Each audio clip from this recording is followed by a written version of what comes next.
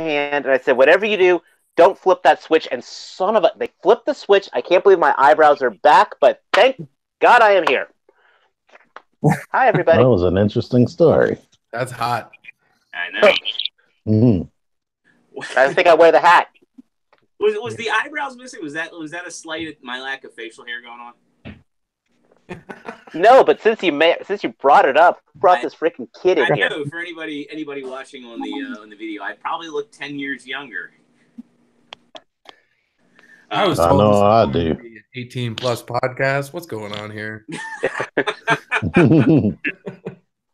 Well, everybody, it's our favorite of the week. It's Friday. Thank you for tuning in to Figure Action. Coming to you right now live from YouTube. Of course, you can always catch us in our previous episodes on YouTube, on Podbean, on iTunes, and Google Play. If you are watching us live on YouTube, we ask that you participate in the live chat. We'll be interacting with the audience, taking your feedback, and throughout the night. So if you're in there, thanks for joining us. We appreciate it as always. Joining me tonight is the usual cast of characters. We didn't think we'd have a full house, but we do. Matt and Joe are actually podcasting together tonight. They're actually at TFCon in Chicago, and we'll be asking them about that in a bit. Guys, how are you doing tonight? Well, you say good. I think we're tired. We're very tired. Tired is the word. It's a 12-hour plus drive. Yeah. But are you drunk yet? We're about 3 deep, and we're then trying. After this, we're gonna go a few more. We actually found a little corner of the hotel here, like that's all to ourselves. So, Nice. Don't be afraid to get a little after dark rated here because there's not a whole lot of people around. And We're sitting right outside the dealer room right now. They occasionally crack the door open, and we get a peek inside the dealer room, and then they immediately shut it again. So there's the dealer room right there, and they cracked the door, like he said. So we'll see if we can't sneak peek a couple things when we get the chance, and then they'll throw us out. Yeah, very cool, very cool. So for those that aren't watching, check out the video podcast. We might actually get some sneak peeks, but yeah, that's pretty awesome. All right, going down next on the panel, True Star Screamer. Dave, how you doing, buddy? Tired, but aside from that, pretty well. It is cold and miserable here in North Carolina right now, and so we're just kind of pushing our way through. Define cold, and define pushing your way through. Well, it's below 40 degrees and raining, so that's cold and miserable. I feel like I'm in England. I'm north of you, and I want to say it's about 50 degrees. Yeah, and as far as pushing through, well, I got beer. There you go. Yeah, it's raining up here too. I'm north of all y'all, and I woke up at 4:30 this morning, and it was 1 degree outside. Holy moly! So you're trying to say Mother Nature gave you the first degree? Pretty well. Refresh my memory. What part of the Great White North are you in, Tyler? The southern part, but it's north enough that we still get hit with snow ridiculously. We had our first little bit of a dusting last week. I went out to my car and it was covered in snow that had frozen into ice on the hood and the windshield and all that. The first time I had to bust out the scraper all fall, so that's not bad. But apparently we're in for a harsh winter this year. Ugh, I hate winter. I like winter. I don't like driving in winter. Yeah, that's true. If you got all the essentials, you can stay inside with like movies and games, toys. Yeah. That stuff's pretty awesome. But yeah, for me, it's a lot of my co-hosts know I'm on the road a lot. Going down next on the panel, it's the Tman 978. I'm doing all right, but it's miserable and cold, like True Star Screamer just said. But I'm all right. I'll live. Shit. I got my hair cut, so I'm happy. Glad to hear. And Tyler, we'll circle back to you because we're going to do it. Well, actually, no, we'll do the introduction now. So, how you doing, man? And welcome to the show. Thanks for having me, guys. You're very welcome. I'm doing all right. Just a little tired. A lot of day shifts, and I'm going on afternoon shift or night shift, as most people call it, next week. So I'm a little happy I get to sleep in. Nice. Well, you're on a little show called Stasis Lock, so I know a lot of our listeners might know you from there. So we'll get back to that in just a moment. We'll go down the panel, talk about what we got this week. We'll start off with Matt and Joe, because you guys I feel a little jealous of you guys tonight. What? Why is that, Jordan? Well, because you guys got the MMC exclusive that I really want. Spoilers. We did. So we were stupid and paid the extra money. So they requested if you wanted to buy the exclusives early, you had to pay a little extra on your ticket. So we paid money to pay more money quicker than other people paid money. So we ended up standing in line. We got a small room put aside where we could buy all the exclusives we want, one per person. Yeah. So he ended up picking up, what'd you get? I got the MMC asterisk mode Aero Beta, which is the robot Air Alpha, which is the Super Robot Wars homage to the Daizanger. I can't never pronounce that right. And then I also got the G2 breakdown from X Transbots. So I picked up the asterisk mode as well. We haven't transformed it yet or haven't messed with them yet. We just, if you check out the video on the YouTube channel, you'll see it. But we did a quick unboxing. So I was in the chat, and I was, I know you guys were busy, but I was saying to myself, he's a kind of a companion piece to this guy. Yeah, the looks of it, from like the characters and all, and the coloring, and I really hope if not you guys, somebody can snag me one, because we're gonna try to, and I don't know if they've done this before, where they've done a mashup of the Transformers and a Robot Wars, or like a giant anime robot kind of mashed together of that. That's the first time I remember seeing it. Yeah, but it looks really cool in person, and soft goods look good. So if you have that drift from the exclusive from the last convention, I think you have a good idea what you're in for. Oh yeah, that's on our channel. I didn't get a notification. You have to click and subscribe. Make sure you subscribe and like the video while you're there. Click the notification bell. I did. Normally I get it, but I didn't today. I think that's all we can think of off the top of our heads for right now. So we'll post videos and more stuff later. Tomorrow's going to be the big day, Saturday. So you'll see more from us. Very cool. Very cool. True Star Screamer, you said you got a bit of a haul this week. This week, yeah, I spent more than I thought I would, but I got a lot of fun stuff I didn't think I would get. Start things off with, I got Studio Series Bumblebee. Nice. Which I may actually post a full review with my true thoughts on this on our channel, so keep your eyes open. But it's the engineering's neat, but I'll be frank, if Black Mamba makes an oversized version of this, that I may go for. But that's Can I get in real quick with some breaking news? Sorry, Dave. They just took in, we're watching the dealer room, they just took in a massive box of Cheez-Its. I mean, the biggest box of Cheez-Its I've ever seen. So we're going to keep you posted on this breaking news. Sorry, Dave, back to you. Was there a puff of smoke coming out of the room as well? There wasn't, but I have a feeling it's still early because we're now. Y'all come to the TFCon Toronto. That shit's legal here now. So I'll hook you up. It would certainly cover up bird smells. Yeah, but I got Studio Series Bumblebee. Then I actually was able to get my hands on Nova Star. What? So I haven't. No, I don't have Nova Star. I didn't have Nova Star, and I don't have Moon Racer. But I'm looking forward to getting my hands on this mold, seeing how this goes.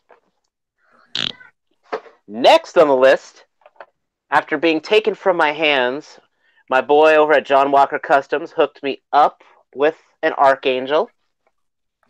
So this is I have no QC issues on mine. All the joints, there's no loosey-goosey on this guy. I'm very happy with him. The paint seems to be solid. I mean, the torso's a little big, but aside from that, this guy looks it's a thing of beauty. I'm very happy to have it. Then GameStop this week. I think it ends this week. If you haven't bought anything yet, they are running a 25% off sale. I finally got my first 10 years Ant-Man and Yellow Jacket. Nice. So this guy after tax cost me only $41, which makes me very happy. My cheapskateness was happy. Plus, you can never have enough Paul Rudd heads for your Marvel Legends. That's one of the best things they've come up with. That's what she said. I had to Yes. And then after I had to rewatch Tman's review because I'm really excited to mess around with Yellow Jacket and the clasps. Finally, I did not think this guy has been eluding me. I got my hands on the AIM Scientists. So one of the local guys here in North Carolina hooked me up.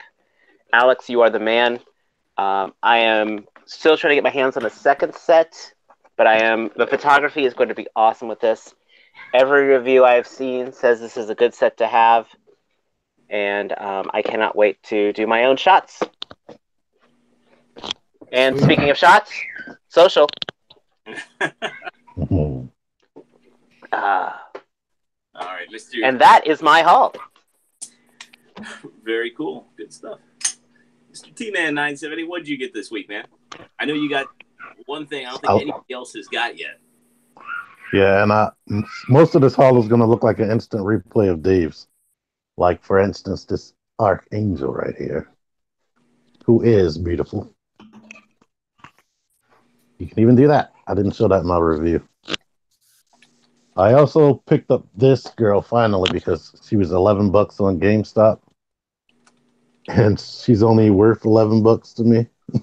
Spider-Woman. The Lizard Wave Spider-Woman for the listeners.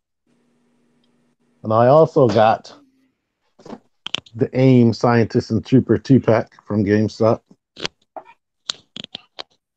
And I got the Minipla Voltron from Barnes & Noble, which I still need to do a review on. It is spectacular. Like, look at this bend that he can do with his leg right here. Wow. All the way up. It was worth the time, huh? Yeah, this is a model kit. Nice. It's about the size of it's about the size of a Voyager class figure. And also, I got 2 mini bots that I needed to finish my G1 ArcBot collection for the Masterpiece. X-Transbots Boost and Bad Cubes Grump, Gears, and Windcharger. And I did get like a little wind-up bomb, but I forgot to bring that in here. But most importantly, I found the Walgreens exclusive Rekgar. And I don't think... I'm not... Like Zero said, I don't think a lot of people found them yet. Yeah, I've only seen like overseas reviewers get to them, so... I started the review last night late, and I got tired in the middle of it and didn't finish.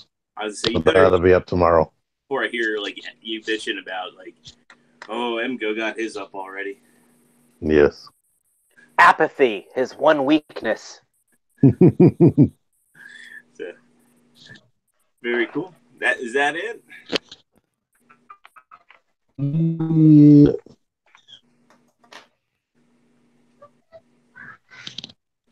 Can y'all hear people yelling in the background? Yes. Oh, let me mute then. Very cool. All right, Tyler, did you get anything cool this week? I got a few things. Let me run you through like the past 2 weeks because I didn't get too much, but everything that I did get was pretty significant. So my birthday was on Wednesday, and last weekend I decided to go and get myself 2 more detals to kind of glass up the last wall, and that looks fantastic.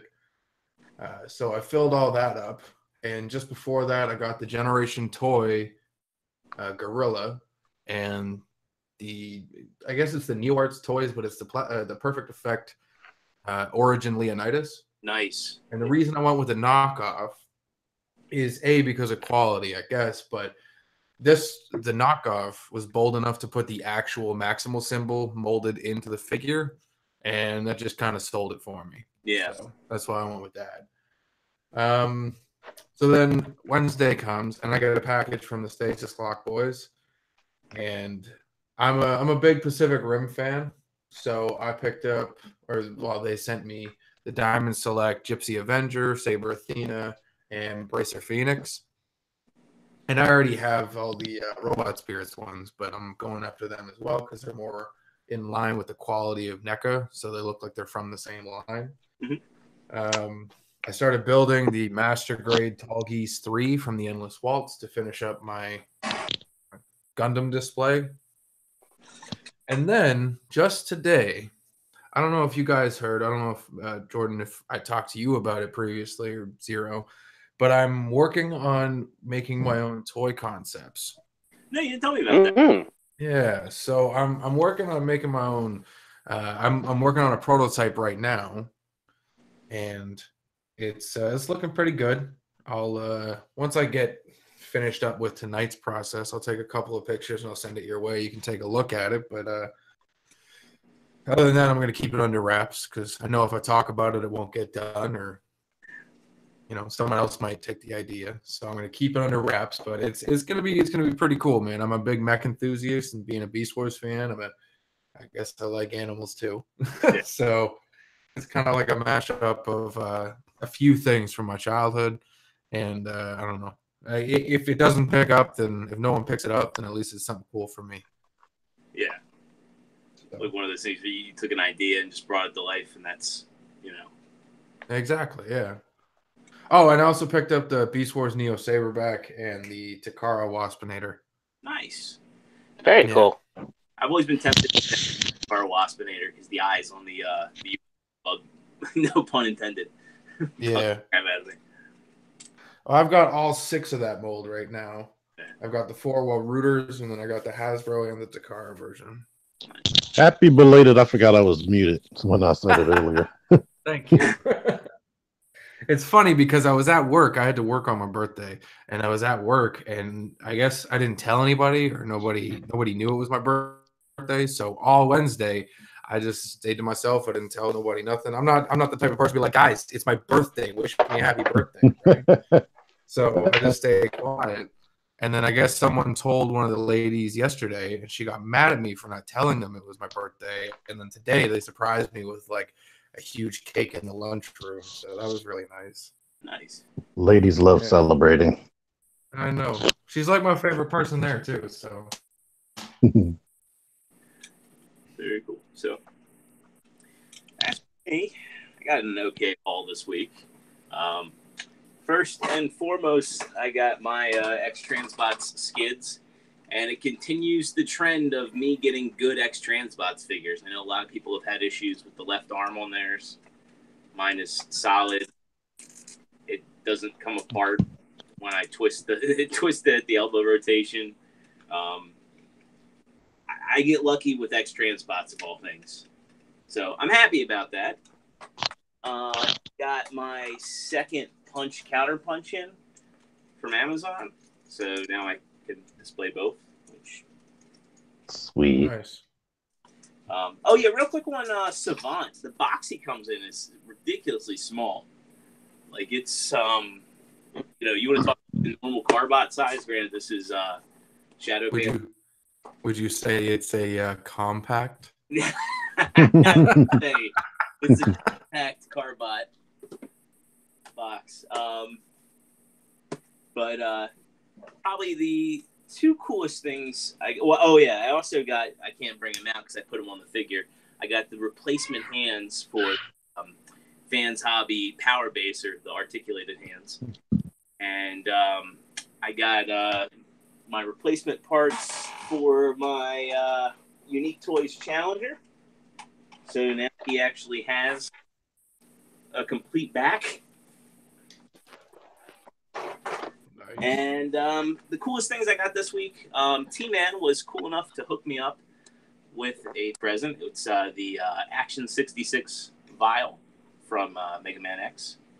And these are cool, really cool. I guess they're 2.6-inch figures, and they're really, really detailed and articulated for what they are. And nice. Man, Mega Man X is my favorite Mega Man.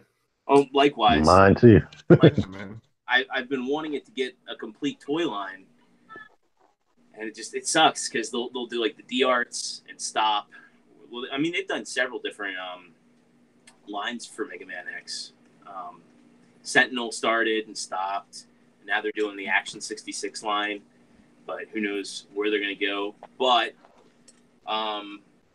when Tman and I met up for lunch this week, we went into Barnes & Noble, and they had the Super Mini Pla armor kit. So I picked that up. And we also rifled through and it sucks now because the Action 66 figures, they previously weren't blind boxed, and now they're blind boxed. And the only way you can get a pilot for this mech suit, well, I mean, I could have used Vile, since now I think about it, but the only way to get the X pilot version with like the two left hands is to get the new version X. And I had the original, so fortunately I find him in there, and they're super cheap, very clever.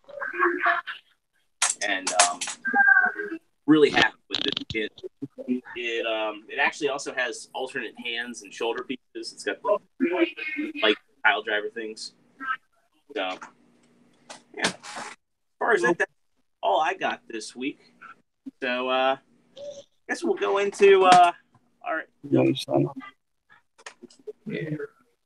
I think we're going to sign off for now, guys. We're going to get into some stuff, and we will catch you guys a little later. All right, see you. All right, Thanks for joining us. Peace. You guys have fun, man. Nice meeting you. You know they got invited to a party. I don't know how family friendly your show is. Oh no, we are. You can curse. Yeah, you can curse. We barely We're not curse, monetized. Okay, they're definitely getting into the cocaine. Just saying. We don't give a fuck. We're gonna get into some stuff. Just a desk. Boom, headbutt. It's done. We're gonna do lines off of Supreme Class Cheetor.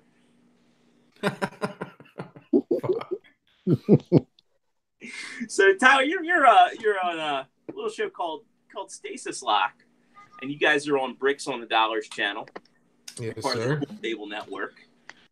Since you're here, why don't you tell our audience a little bit about your show and what got you guys started doing a podcast about Beast Wars? Well, I joined the podcast, I think, around episode 20. So they started that shit without me. But how I started on there was I hit up Dakota. And I only knew Dakota through his reviews because me being a solely Beast Wars Transformer collector, he's like one of the only channels that does the majority of the Beast Wars line. Yeah. So I started talking. I started messaging him on Facebook through his page, and then I saw him on Facebook, and I just added him, and then I just started talking to him. I was like, "Oh, you do a podcast?" He's like, "Yeah." I said, "All right, add me to it." He says, "Okay." So I just jumped in an episode one time, and the rest, I guess, is as they say, is history. But yeah, the show is the majority focused around Beast Wars, the greatest era of Transformers. Fight me. And we just, lately we've been doing these episodic reviews where we take a deeper dive into the show each episode, and we give some serious points. We poke fun at the show. We make a lot of really sometimes cringy, but overall funny jokes at it, and pull references from the show that they definitely didn't want us to pull. Yeah, we have fun, man. Like it's a good time. It's just a bunch of buddies kicking back and talking about what we love. Nice. Yeah, I think we're all fans of Beast Wars here. I'm definitely a universal fan of Transformers in general. But it's funny. The internet was a different place. I've been in groups and in forums since about '98 when Beast Wars was on. And it's really funny how back then the fan base was, really, they were nostalgic for G1. Really, though, G1 was at that time 14 years. Mm-hmm. Now it doesn't seem like much. But they were nostalgic for G1, but they wanted to see where Beast Wars would go next. They were very excited about the concepts and about Transformers doing different things. And now it's really interesting because I would say the majority of fan base wants everything to be so I don't know, like constrained to G1 aesthetics, and it's just interesting. So, you know, True Star Screamer, Tman. I know you guys like Beast Wars. I don't know if you're in the same. Oh yeah, I love Beast No. Wars. That's good to hear. Beast Wars got it me took back. Yeah, Beast Wars got me is why I'm right here right now, to be honest with you. Because I didn't start collecting as an adult until Transmetal came out. I bought like Rat Trap in the store, and then I got the VHS tape. Once I saw those 2 episodes, it made me try to go out and research to find out what time the show comes on so I could see all the other episodes. Back when the TV guide was a thing. Oh, I remember those days. Yeah. Sunday mornings on WGN. That was, and I'm not in Chicago, but WGN is available on the East Coast here. And, no, Beast Wars definitely caught me off guard, especially especially when the Vok finally got introduced and all that. And then, of course, actually not just having an episode of the week, all right, here's our plot of the week, how we're going to get through this. Once we started getting some reoccurring things, I'm sitting there going like, hold on, wait a second, did that just happen? Are we actually having ramifications? And I mean, I like mainframe stuff. I liked Reboot, I liked War Planets, and then, but Beast Wars, I mean, I like Beast Wars, I like Beast Wars. War Planets, not a lot of people know about that show, yeah. man. I love that show. I was so upset when they decided not to finish it. And Mainframe itself, they just took a lot of interesting concepts and ran with it. I mean, Exactly. Reboot, I remember with that, when they brought the virus into that just totally like wait a minute, the good guys didn't win. And my daughter and I right now are currently watching the Guardian Code, which it's no cinematic masterpiece, but it's fun. And if you were a big Reboot fan, there's definitely a couple episodes that are just like love letters to it. Plus, they got the voice actor back for what's his name? for Bob. Megabyte, for both Megabyte and for Hexadecimal. So I mean, it's really. They got yes. If you haven't, Tony J is dead. Yeah, okay, maybe that's the exact guy, but the guy is like almost dead on. Sorry, but dead on. Sorry. Yeah, sorry. But anyway, back to the love letter of Beast Wars. I mean, they just had some awesome concepts. Okay, I hated Terrorsaur, but I really kind of wish they kept Scorponok around. But aside from that, yes, it was a fantastic show. Some great one-liners. The die-cast construction throw line will always stick with me to my dying days. So, yeah, because it is a lost art. It's a dying art. I mean, you say that that's a totally different discussion, but no, I agree with you, man. It definitely had some good one-liners in it for sure. I think one of my favorite story arcs in Beast Wars, and in Beast Wars spanning Beast Machines, I think my favorite character arc is Cheetor, because in Beast Wars you see him, he starts out as like a young kid, and then when he hits like the way I see Cheetor is when he first starts out in the show, he's like maybe 10 or 11. Then when he hits Transmetal, he's about 12, 13. Then he hits Transmetal 2. He's around the 16, 17 age. And then in Beast Machines, he's like a fully fledged adult. You know what I mean? Let's do shit. Let's do this.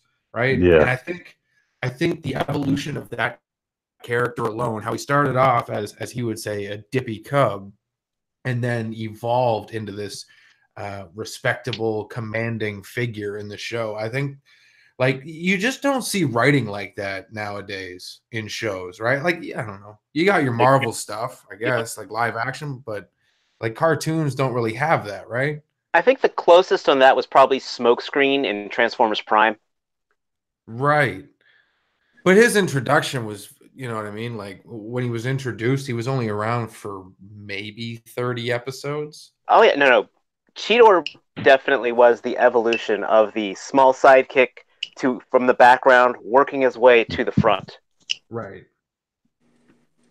Right. Absolutely. And he wasn't that's- necessarily forced on you. No. Oh no, he was not. No, I don't know. I mean, I remember when he first became the Transmetal 2, and you're just like, okay, this is not the kid who was running around going, big bot! It's, nope, you do not want this guy mad at you. And it was so badass the way that they did that, man. Like, I don't know, man. And I don't know. I feel like, because I just turned 28, right? So, like, I feel like I'm starting to get older and say things that people older than me used to say. Like, they just don't do it. They don't make it like they used to. Like, I'm constantly catching myself saying these things, but it's true, right? Like, Yes. what show holds a candle to that kind of writing nowadays? I'm horrible at watching TV now. And there's probably a reason for that. If it is, it's on Netflix. If it is, it's on Netflix. Yeah. Maybe Troll Hunters? I would argue that Transformers Prime definitely... I think it was the only other Transformers franchise that could hold a candle to Beast Wars writing. And maybe... and this isn't me admitting it, but this is me throwing out the idea that maybe it's on the level with Beast Wars writing. You know what I'm saying?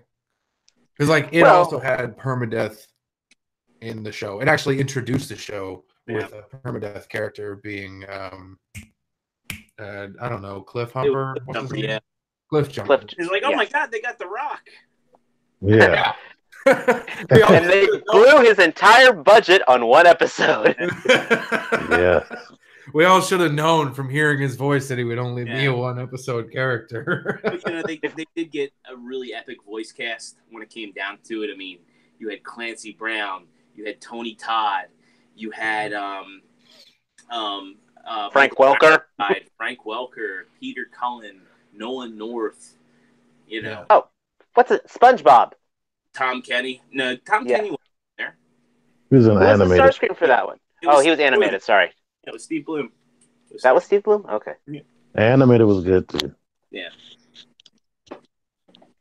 Yeah, I can see how animated wasn't for everybody, but I personally liked it, and I think that in seasons 2 and 3 it really fleshed itself out. And again, great voice cast there. I think the thing that you can really learn and take away from Beast Wars is that a small cast allows you to tell big stories.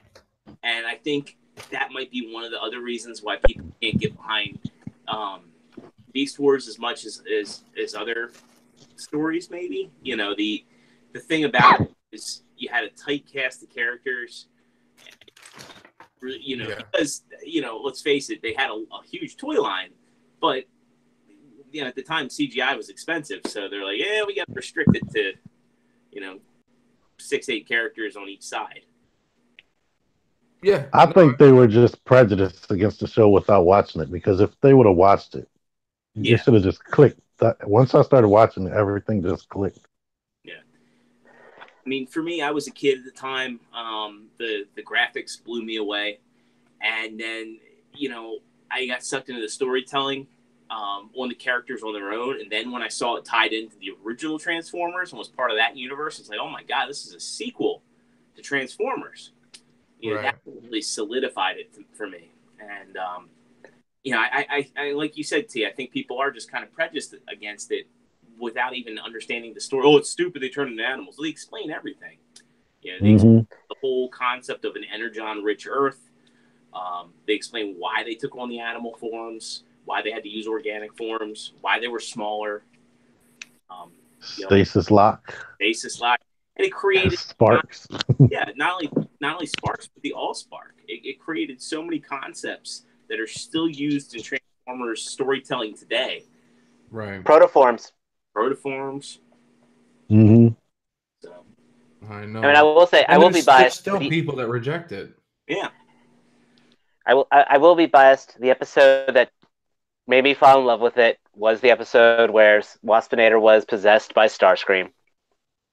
Oh, yeah, I like that. Oh, my God, the amount of G1 love that was thrown into that. For sure. No, for sure. That was really the episode that made me realize that it was a sequel to G1. Besides them having Cybertron and whatnot. Can you imagine if they actually put Unicron in that? Oh, yeah. I love the time traveling aspect of it, too, where it took place before G1, but then it also, they were a core cast of characters from the future that got thrown through a time loop.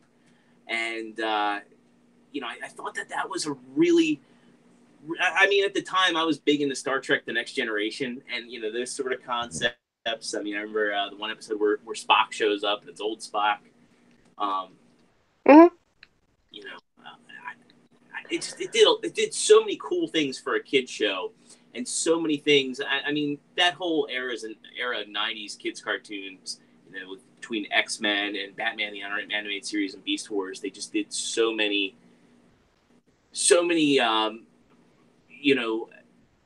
mature takes on storytelling that made the shows work on multiple levels, really allowed you to repeat watch it.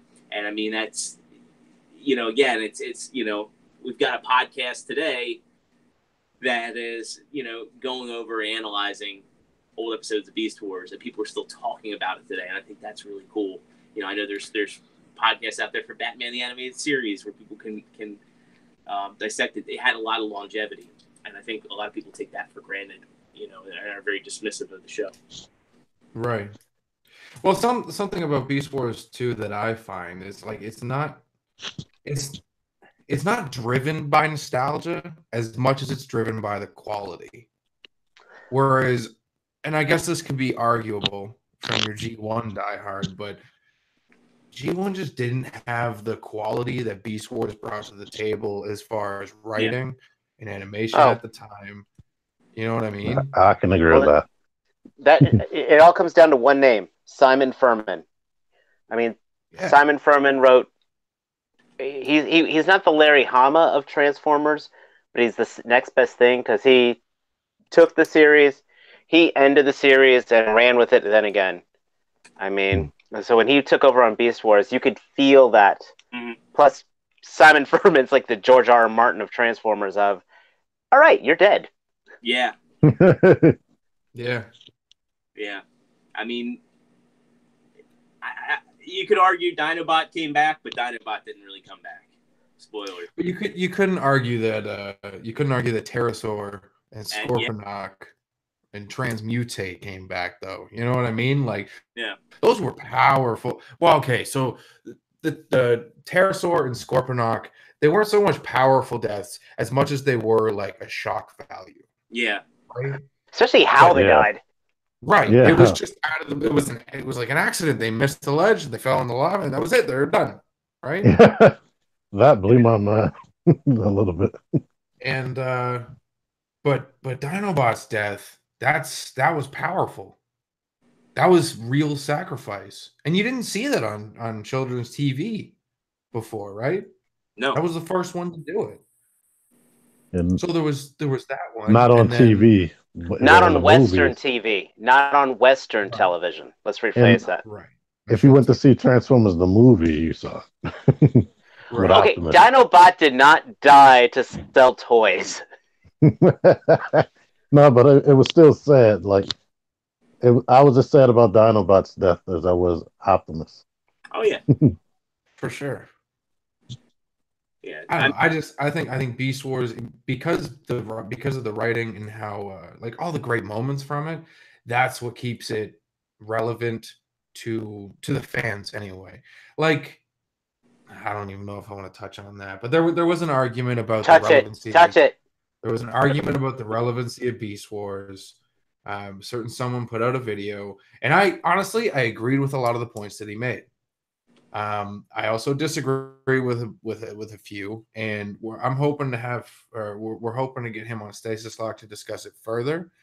But I feel like it's a very subjective opinion versus, well, it's just, it's a bunch of subjective opinions, right? But all of fandom is subjective opinion, to be honest. For sure. I don't know. I just I'm not gonna go there just yet, but what I will say is, like, Beast Wars, it pushed the envelope and it did what it needed to do. I feel like the reason that it hasn't been so revisited over the years, and that it's only been slightly homaged and slightly referenced within Transformers, is because it's great on its own. You know what I mean? We don't need 5 10, 15 different Optimus Primals. We don't need 15 different Beast Wars Megatrons. You know what I mean? That turns into not only a T-Rex but an elephant and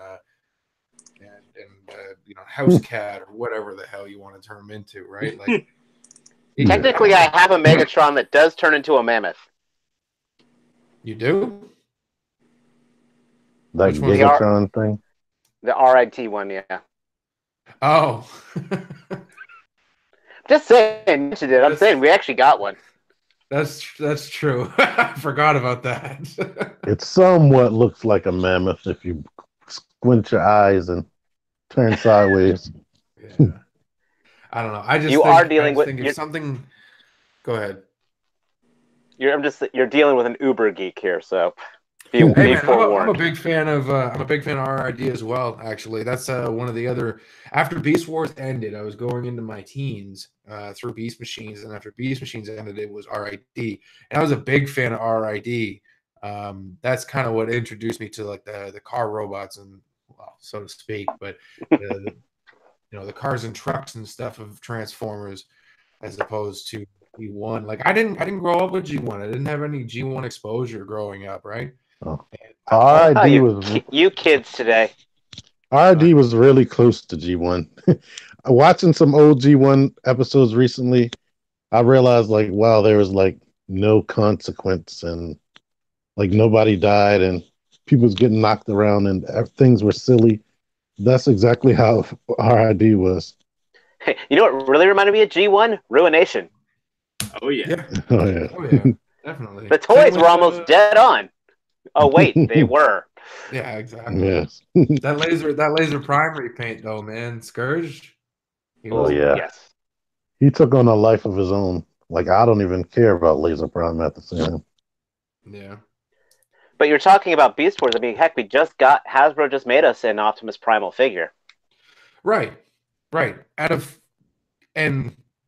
How many, if you could, I bet you couldn't count on both your hands and both your feet how many Beast Wars figures in total we've gotten since Beast Wars kicked the bucket. Like since Beast Wars was over. Dinobot, Cheetor, Rat Trap, Transmetal Megatron, Rat Trap, Rhinox. Then in Armada, they gave us the remolds of Transmetal Megatron, Transmetal Cheetor, Transmetal Terror. I could do this. Right. No. I'm not talking about reissues or repaints. I'm talking Masterpiece. About Masterpiece, Dinobot, Masterpiece Primal. Well, Masterpiece accounts for. I can tell you right now, Masterpiece accounts for 4 of those figures. 5 when Megatron drops in January. Well, then we did get the 3 Generations figures of Rat Trap, Rhinox, and Waspinator. You had Dinobot and Cheetor. Dinobot and Cheetor. Dinobot and Cheetor from Universe. Can you count this Black Arachnia? Yep, Legends Black Arachnia. It's even though it's kind of updated, but it is technically still Beast, right? Yeah. Animated Waspinator. I've been trying to find a figure of that for a long time, and I just can't. I would love an animated Waspinator. Okay, so that's what? Both hands? Mm-hmm. And there's that Energon reject that turned into Universe Optimus Primal. Remember that? The one where he's constantly looking up? Oh yeah. When he stands up straight? He was originally an Energon figure, but they repainted and released him for a 10th anniversary figure. Oh, and they did a Megatron on that too, that had the Cyber Key on the tail. Right. So we're at maybe about a dozen figures since Beast Wars ended. How many G1 reissues of Optimus Prime have there been? 1 million. Since Beast Wars ended, right? That's what I'm saying. Like, yes. What about the 3 Prowls? I guess so. I don't know. I'm just Beast Wars. I think that's what I was trying to hit on. Beast Wars doesn't need the overexposure that G1 does because the nostalgia isn't. I don't know. It's not driven from. Or the love for Beast Wars isn't really driven. Wait, you got the challenge going on. You got what? Challenge on? Is it because I like a challenge? Would you also count that came out? I'm sorry, you lagged a little bit there. He was asking if we count Tank Lore as well. I mean, yeah, you know, you could throw that in there. Tank, I love that tank figure. And then, oh, great. There goes my internet. I apologize. It's all good, Dave. All right. I would count that Tankor for sure. I love that Tankor figure. I'm kind of a fan of the old Beast Machines drones, the tank drones from the original Beast Machines line. Same with the motorcycle drones, because they're more TV accurate, and they're like legend scale. I love legend scale figures in general. So, but yeah, I don't know. Yeah, that's my love for Beast Wars. That's all about Stasis Lock, and sorry to kind of derail the whole thing. No, it's good. I mean, we're No. you know, like I said, with TFCon going on right now, we're you know, light on content for this evening, and it's a slow news week, so it's definitely good to have a Beast Wars discussion. Well, considering TFCon's right there, you mentioned you got the Mega Dorgan, right? And I think that's something I should have mentioned in my haul. I don't have it with me, but I bought the reissue Perfect Effect Aurora, and I also got Dorgan as well. They're both going to be coming in. Should be shipped out on Tuesday, so I should be getting them around Thursday. Nice. And what are your first impressions on that figure? He's very pointy, but he is awesome. Yeah. You know, it's the thing about Perfect Effect is that you're either a Perfect Effect fan or you aren't. I can agree with that. You know, that's the thing. Like, I've owned Leonidas twice.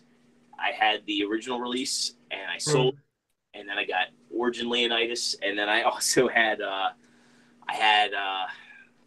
what's it called? Warden. I had Warden twice. I had Warden the first time, and you know, it was just like they're really high end pieces. They're not really like toys, but they transform. They're not always the most fun transformations, but they still do it. It gets me that, you know, people praise flame toys, but I'm like, I would argue that as someone that's owned the Flames Toys Rift, I would argue that, you know, the Perfect Effect figures do the same things that the Flame Toy stuff do for less, and they transform on top of it. Right. But back on topic, I think it's a beautiful figure. It's got great articulation. It's out of every transforming figure I own, there's only one other, and ironically, it's from the Bayverse that I think displays it as well as it does. That would be the Unique Toys Challenger. Really? Yeah. Like, I don't know if you can see my camera feed, but this guy is just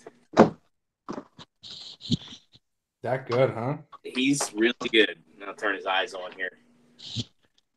Oh, he's got the light up eyes too. That's dope. Yeah, he's like an absolute freak to transform. The fact that he transforms into a robot without any kibble, no kibble whatsoever, into you know, a truck that doesn't look like it turns into anything. And this guy, you know, he does everything he needs to do. He's a great representation of the character. He's got a lot of character. He's got a lot of presence. He's got a lot of heft. I love all the little tweaks, like how he has the transforming arm that turns into a fusion cannon. And even though it's not show accurate, it's like I like that so much better. Yeah. I love the swords, and I love the little Easter eggs with the Thor's eye backdrop on there. And, that is really cool, man. I'm so excited to get mine in. Yeah, and it's so well made. It's you know, it's like it because it's so pointy and there's so much sculpted detail. He's not the most fun thing to handle. But I think you'll really like him. He feels like you know, a masterpiece in every sense, and I feel like actually I'm home now. I feel like when I get my permanent setup, that's going to be the figure that catches people's eyes. And I go, what is that? Like, that'll be like my opener history as well. No, that's sweet, man. I am so excited to get mine in 100%. Like, I am just over the, oh, they look so good, man. And like, I was really on the fence to get the perfect effect at first, but I don't know. I saw Chris get the Gorilla and just how good it looked, and I watched reviews. So I decided that once the Mega Dorgan was coming out, I was going to get both. Yeah. So since they both came out around the same time, I paid up the reissue of Gorilla, and I just told the guy, like, just hold it until you get Dorgan in, ship them both to me at the same time, because I want that experience of Megatron versus Optimus. Yeah. You know what I mean? And just having that, as a buddy of ours would say, floor time. Oh, yeah. The two figures. You know what I'm saying? Yeah. Well, plus getting that reissue of Gorilla, you lucked out because, you know, he has the ratcheted waist and everything. So. Oh, really? Yeah, the original release did not have a ratcheted waist. Oh, I didn't know that. Yeah. Or maybe I did, and I just didn't pay attention. I do that a lot. I am not a clever. Now the question is, when you're messing around with this Megatron, do you want to be doing the David K voice as you mess with him? Oh, I busted out a yes. Oh, yes. Man. Yes. You can't mess with Megatron and not do the David K voice. I mean, let me show you one thing on this figure. For a rubber ducky? No, I need to get one. I absolutely need to get one. Knock the tip of his tail off here. But he's got this hidden blade here at the end of the shield, and you could actually put the alternate face. Like, I can't decide which face I like better, the stoic face or, you know, his face. Yeah. I love the fact that you can put the face in backwards, and there is where's my camera here? There we go. Nice, yeah, the smiley face. Yeah, and then of course you put it in backwards. Everybody's been showing it put it in frontwards or front facing, but you put it in so that the black part is facing up. And then you don't have to fold the blade over top of it to get the lock in. It locks in with the side vents. But so now when Movie Prime says, "Give me your face," you can go here. Fine, here go. Yeah. Just leave me alone. Yes. I'm pretty sure Emgo made that joke. Oh, did he really? He probably did. No, he's always making the face joke. Man, I haven't watched an Emgo video in a long time. He just kind of got, I don't know how you guys feel about him, but like he just kind of got stale for me. He's formulaic, but if you ever want to see a comparison of a figure, he's got you covered. Oh, definitely. Yeah. That guy's got a cover's precious here. Yeesh. And like, if I ever want to see a comparison to see how a figure stacks another figure, how, in the third party world, there's so many placeholders. And that dude, if you want to see how a figure stacks up against the placeholder, he is your man. Oh, I agree. So, speaking of other figures, we got some, a few news topics. I think T, you put together the list this week, and I know there's a figure that you're semi-excited about, but you have some concessions with. Which one? That would be the 6-arm Spider-Man. Oh no, I'm not excited about it. But I've seen that it's been released, and which is a shocker that they would release a figure like that. But it doesn't. It looks like it doesn't have a waist swivel, and it definitely doesn't have an ab crunch, which is definitely disappointing. Are we sure that wasn't a prototype they showed? When they show that it's a prototype, I mean, well, it's probably far out there, but if you don't see an ab crunch, it's not going to have an ab crunch when it comes out. Just like the Iron Man that comes in a 3-pack that has the light up chest, that has no waist swivel or ab crunch. And so I really hope that's not going to be a trend. Push that on us. Yeah, I hope not. I hope not that they're putting gimmicks on in place of articulation, because that would kind of make me want to check out. I just feel like they should if it boosts the cost up, they should just release that one figure in the wave for $25. I agree.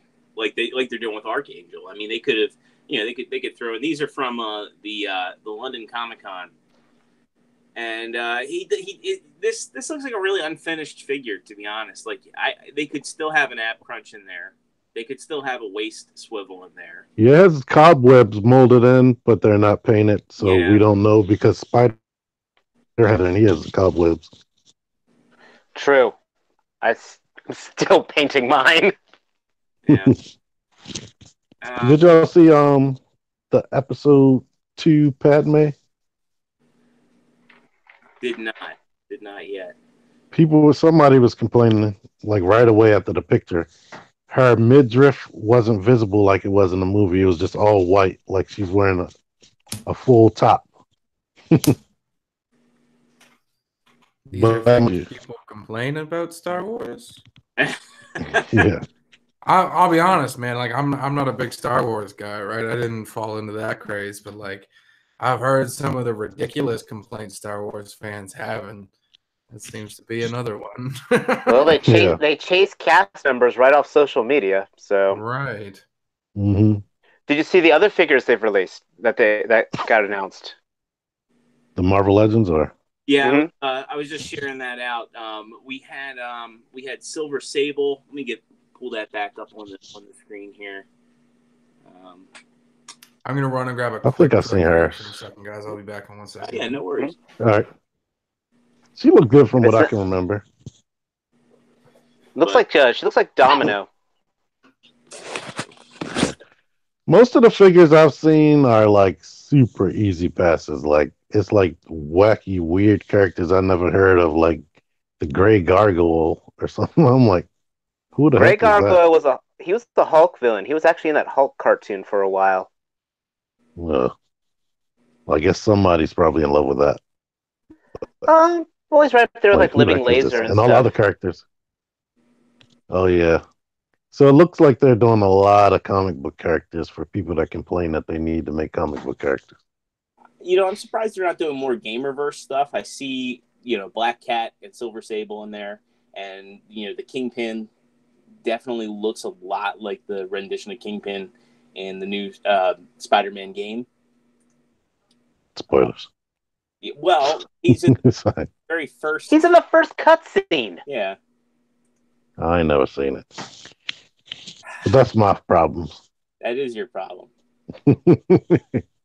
Thing is, that Kingpin's going to be a must-own if you're collecting X-Men figures too, because he gets that Shadow King head with Xavier. For whatever reason, my screen share is not coming. There it is. So for you guys listening on the pod beans and such, you're not missing anything right now. Yeah. When is the Spider-Verse 6-inch Spider-Man coming out? I heard December, unfortunately, but I'm wondering if that has to do with the fact that they were using the Spider UK head, and it really looks nothing like what the in-game is, and maybe somebody from Sony complained about it because normally with a game release, finished design or not, I mean, for any of us even that are even outside of game, the Bumblebee toys that we're getting are not the final design of the movie. So, just like the first Transformers movie. Oh, actually, it's like the Ant-Man figure. Remember when the Ant-Man Marvel wave? Yes. Yes. Most definitely. And he had that open mouth design. Call Obsidian. His costume looks nothing like the movie. And nothing like the comic. Though. Yeah. But still a good figure. I'll defend that figure. I love it. It just has presence. When they release the other ones, though, he's going to be out of place like crazy. At least Proxima Midnight's pretty good. Just her face, I've seen repaints of her that look amazing. That's one I was a little kind of miffed on. But this just in, I'm back. That's it. I got myself some Irish cream. I heard you breathing. And now Mr. O'Malley's a lot happier. So yeah, we also got Deadpool on the scooter. I think that Deadpool's been shown before. Yeah. Deadpool on a scooter? Yeah. Mm. Also, was it Grey Gargoyle? Mentioned Living Laser. There was another interesting character that got in. Oh, Puma. That came out of nowhere. Who? Exactly. Yeah. But I look at that Puma figure, and hopefully they'll remold that into a Wild Child, which will look good for the Alpha Flight stuff. So And I'm really happy Alpha Flight's getting love. There's a joke about Puma's pants.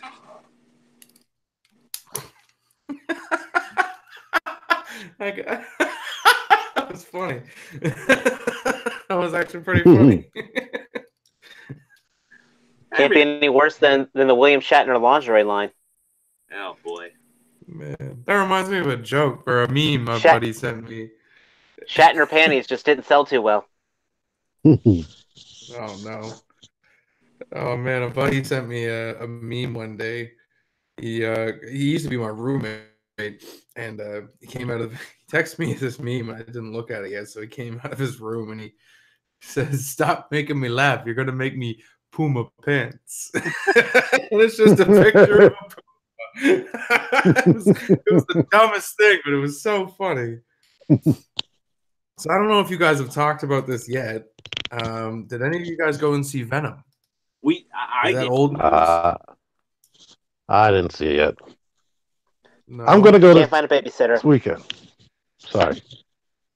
Okay, it's definitely. I suggest going to see it. It's definitely worth a watch, in my opinion. I'm gonna try to wake up early. Last week I was thinking about going. It was like after 4:00, and I was like $13. Heck no, for the regular movie, not even 3D. That's a bit rough. I went with my girlfriend opening day. It was interesting because I had a lot of fun in the movie, and I could see where like the plot holes were and some of the flaws, but at the end of it, I was like, I like that. She's like, I thought it was pretty good. I know. I took my fiance. She loved it. I've personally, I went and saw it twice. She got to see Tom Hardy running around. Well, That's true. It may have been that. Thanks for making me insecure before the wedding. What's interesting about it is he's Venom for a lot of the movie. Yeah. I was a little taken back by that too. I was expecting it to be like a traditional 3 times. Yeah, show up for 3 times for 3 minutes. 30 seconds there. Yeah. Yeah. But it was pretty good. No, I really want to see it. Yeah, man. No, it's a phenomenal movie. I recommend it. Other people might, but they're wrong. So yeah, I don't listen to other people. Other people suck. That's the best way to do it, man. Yeah, kind of goes on to the whole thing, like what happened to the whole, if you like it, you win thing, Yeah. And I mean, like, to each their own. I'll never tear someone down for their opinion, no matter how wrong they may be. But no, man, like if you didn't like it, that's on you. That's fine. That's your opinion. But like, what I don't like is when people try and ruin it for other people. You know what Agreed. I mean? Don't go see it. It's fucking garbage. Like, yes. It's like that with video games. I'm glad this movie failed. I'm glad this game failed. I mean, hey, guess what? Right. I know you were talking about the toxic Star Wars world. Well, guess what, Star Wars fans? With all your witching over Solo, now we're never going to get our Boba Fett movie. I don't know about that, but No, it got announced. Right. They pulled the plug. Really? Yeah. It's like the one movie we would all like say that you think would print money.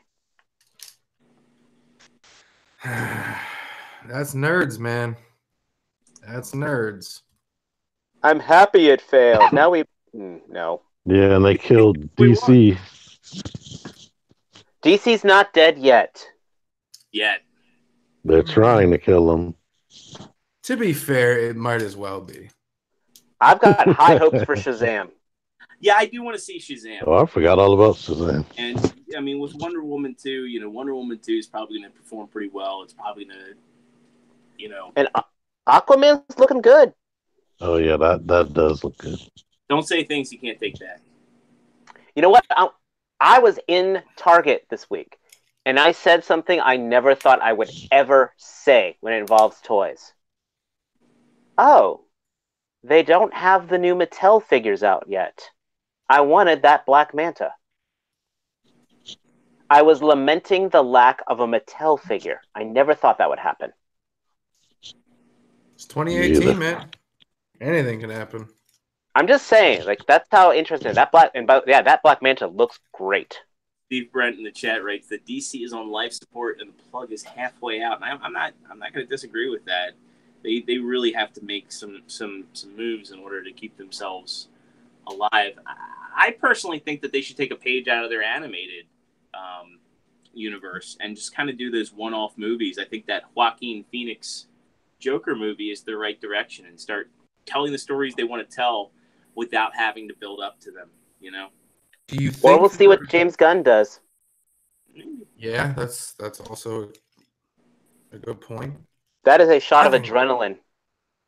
Yeah, I was surprised, to be honest with you, that they even let him go. Because, like, they knew that going in when they hired him.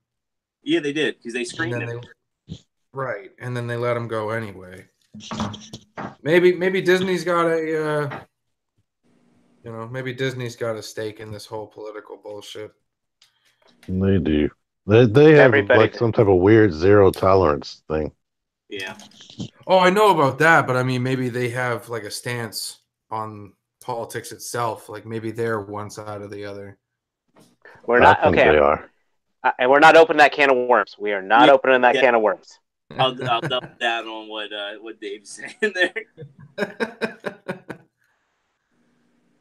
I don't know. I don't know politics. It makes me angry that like something he did like years ago, like when something happens, the way things are now is not the way it was years ago.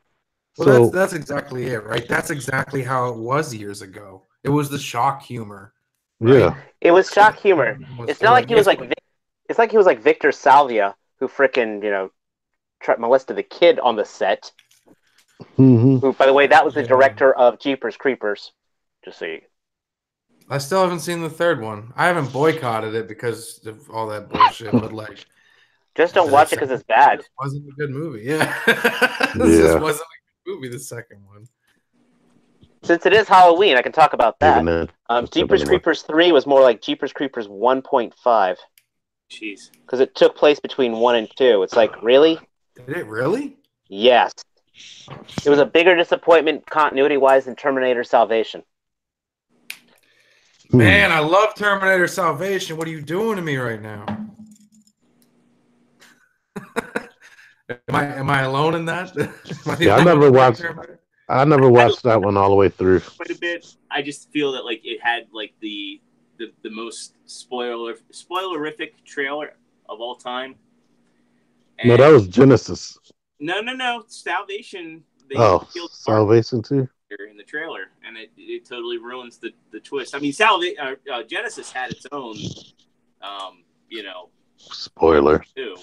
That pissed me off. I almost wanted to stop watching trailers after I saw that. Yeah, Genesis was kind of a real big mixed bag, but Salvation I think was pretty well acted. The only thing I hated about Salvation was the ending and how they're like, oh yeah, John needs a heart transplant in the middle of a post-apocalyptic wasteland. Oh, hey Marcus, you're a match, but I guess you probably don't want to give up your heart. What, you will? All right, see ya. Well, again, the whole thing with Salvation is the movie should have just started with him walking out of a building going, Reese is away. No, I liked the introduction to Kyle Reese, and I think Anton Yelchin, God rest his soul, he was a really good young actor. He did a really good portrayal of the character. Christian Bale was pretty decent as John Connor. He had fun on the set. If you ever find that video, yeah. What is John Connor? Yeah. I remember Christian Bale's freak out. If that's what you're talking Yeah, that's about. what he's talking about. He's like, well, fucking lights. that looks so much better. I've painted the webs on Spider-Ham. It does. That's how it should have come stock. Yes.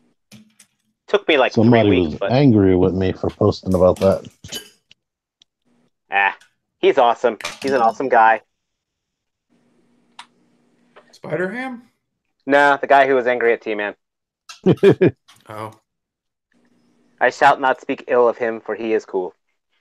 He is. He is, but there's only that's the thing that gets me. And I'll go into this before we get into our I think probably our final news bit of the night, because we are getting to that 90 mark. It's funny, over the past year and a half, I've really busted Hasbro's balls, and I know a lot of people have busted them. I know T's been critical of them on his channel, and it's like every now and then they'll come out with something that's got like a great amount of paint and articulation, and it's just well engineered. And then they'll come out with something like Spider-Ham, and it's like they cut corners. And I don't care if it comes with a really nice Build-A-Figure piece. It's just like the Guardians of the Galaxy Volume 2 Rocket Raccoon. That thing had a lot of. It wasn't the greatest, but it had better engineering. It at least had hips and feet and knees. Mm-hmm. So, yeah. And all of the other figures were like repaints, weren't they? They were, yeah. They were all repaints, retools. I mean, Gamora was new. No, I'm talking about with the Venom Wave. Yeah, the Venom Wave.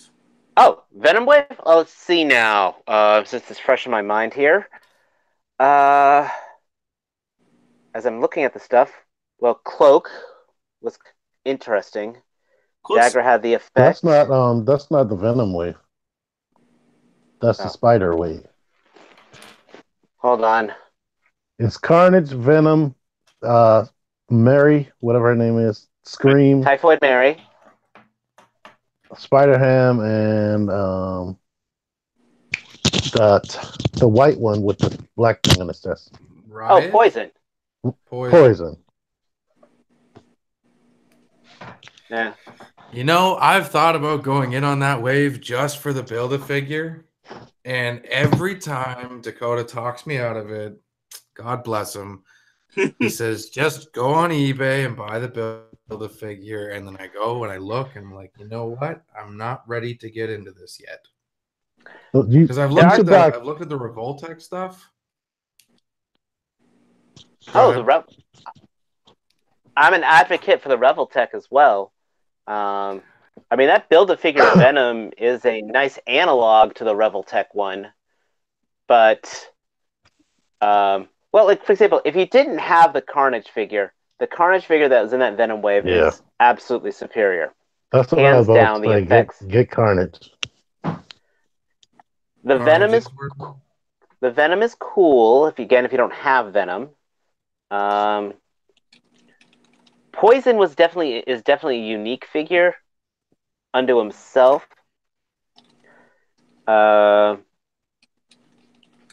Spider-Ham is a nice piece for the desk, but that's about it. But you're paying $20 just for Venom's chest. I'll be flat out. Basically. And Typhoid Mary, that was pretty neat. The paint scheme on her is really well done. She's got that corset top. She's got the jacket. I like Typhoid Mary a lot. And she's got her flaming sword, which is always cool. That's not bad. If you're a Daredevil fan, you'll want Typhoid. Yeah. Okay. I'll be dead ass honest with you guys, man. Like, I am not up to snuff with the superhero stuff. I've never been into the super dupers. That's what I call them. Never been into the super dupers. But I've always liked Spider-Man. I've always liked Venom. Venom and Carnage. Those are my two favorite characters out of all of Marvel, to be honest with you. Especially from Spider-Man. Spider-Man's my favorite. Marvel hero. Venom and Carnage are like my favorite Marvel villains. And I would just really like a black suit Spidey, a monster Venom, and a Carnage just as a display. You know what I mean? You can still get black suit Spidey in a lot of places if you're looking for them. I'm gonna keep my eye open. But that's something else too. I'm not sure if I want to pull the plug on that yet, or not pull the trigger on that yet. Well, I think Carnage is under $20. You got to remember, I'm Canadian, so the exchange rate, shipping, I get.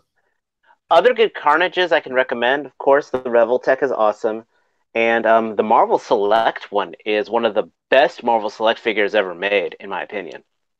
You know, you're not just the amount of telling me that. The amount of accessories that came with it. I didn't collect Marvel Select because I wasn't a fan of the scale. I had to buy that. It was just, I can't say bad things about that figure.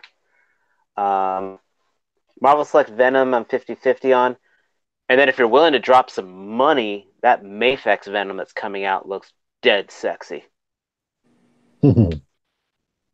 Yeah, man, I'm doing my research. I don't know if I'm ready to pull the trigger on another line.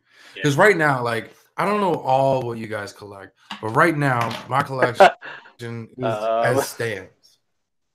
Gundam.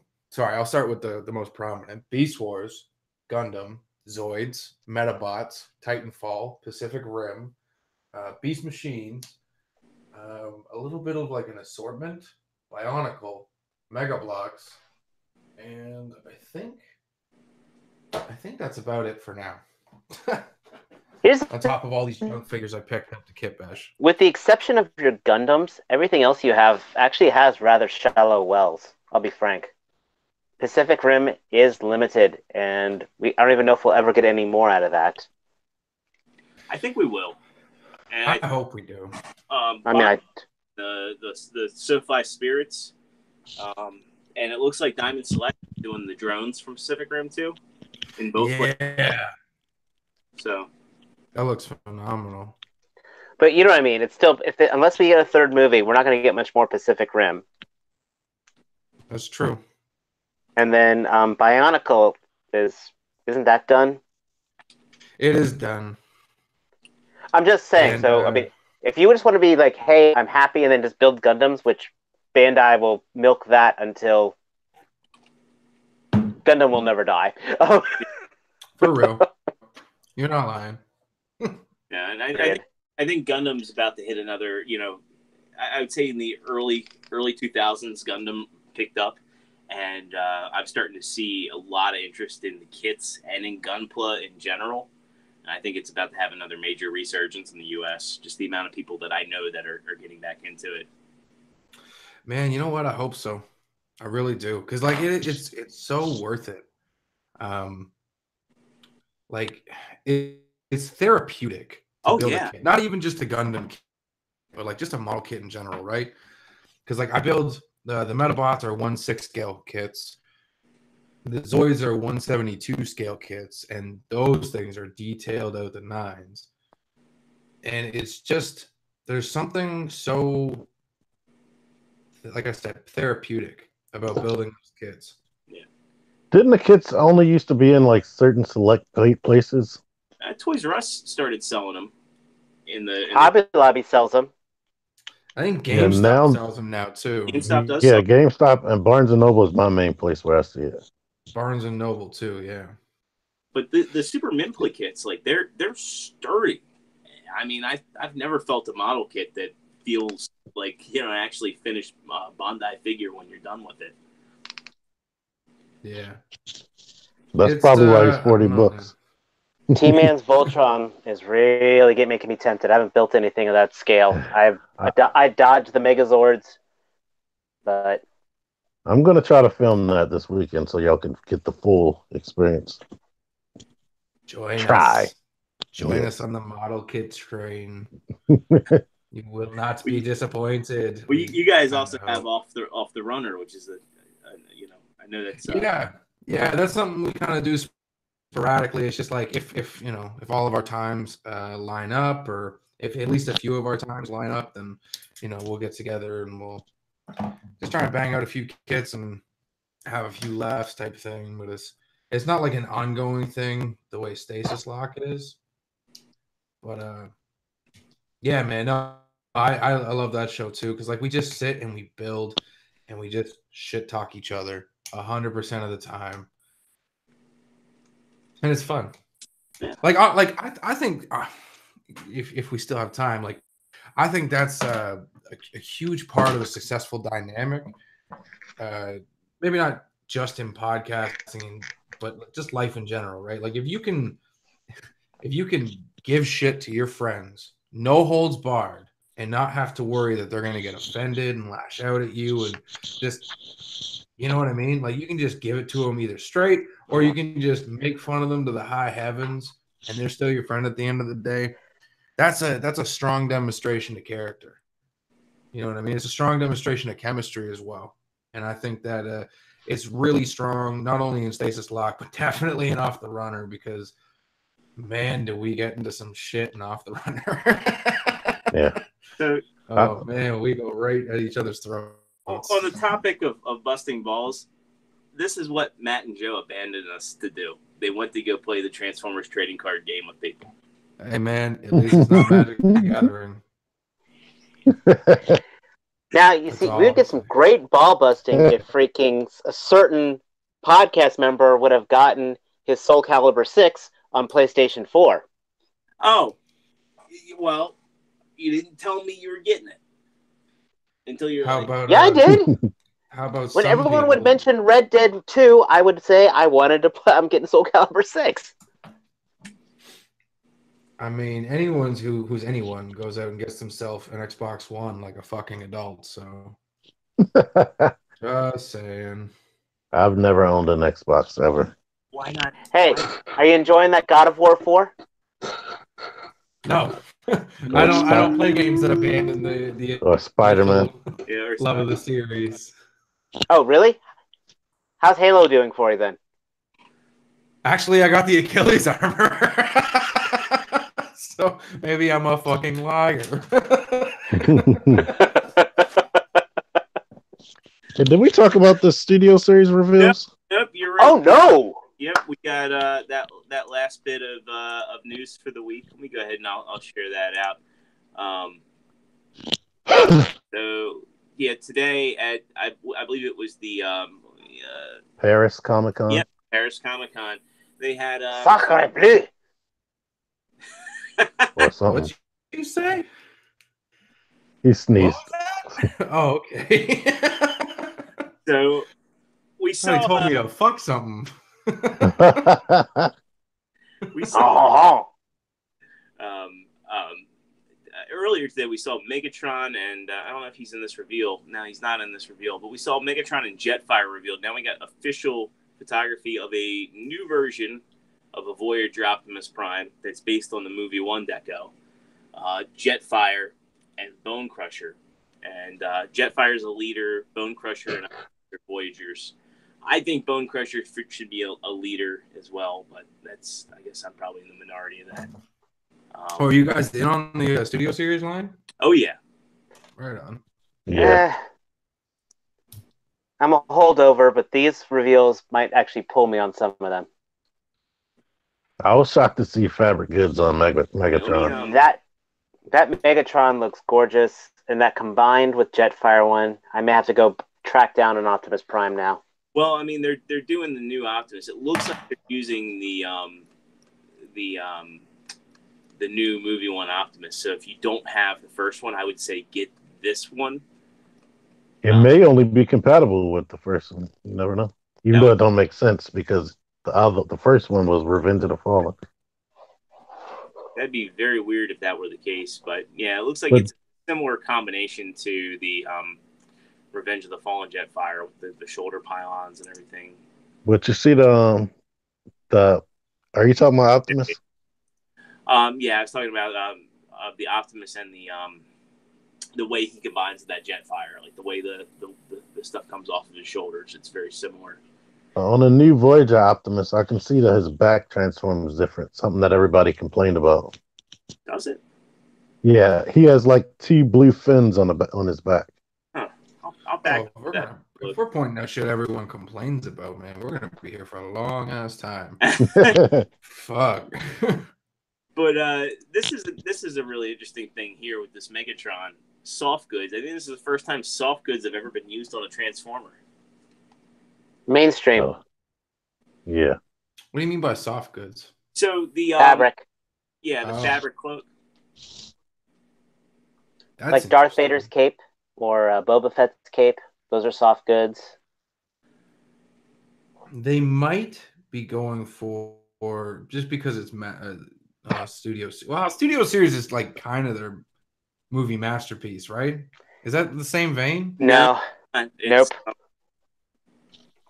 It's the consumer version of that. Yeah. It's As I look at this plastic, no. Yeah, I was right about to say that. It's like Transformers Black Series. You know, I think you're right. I think this is a new, or at least a retooling. That's weird. Yeah, that's really weird. It does look like the back strip. And this looks like a better mold. Okay, so I'm glad I held out then. Yeah, he's got painted rims. That's another good feature. All about them rims. Yeah. The only thing I don't like, he doesn't have flames on the doors on his chest. I mean, it's you know that Voyager is going to be relatively on the small side. Yeah, it should be the same size as the first one though, because I can see the retooling. I mean, it uses the same body. Now, there at the London Comic Con, they also showed off something that I'm really excited about, and I know a lot of people who know me know I love those McDonald's changeables. And this is the bots. I mean, this is all Siege stuff we've seen, but bots are everyday items that turn into little robots. And they have... No shit. You're in on this? Oh, hell yeah, dude. Really? The McDonald's changeables, those are like a favorite childhood memory of mine. And, like, these things just, like, they strike such a chord with me. I definitely want the donut.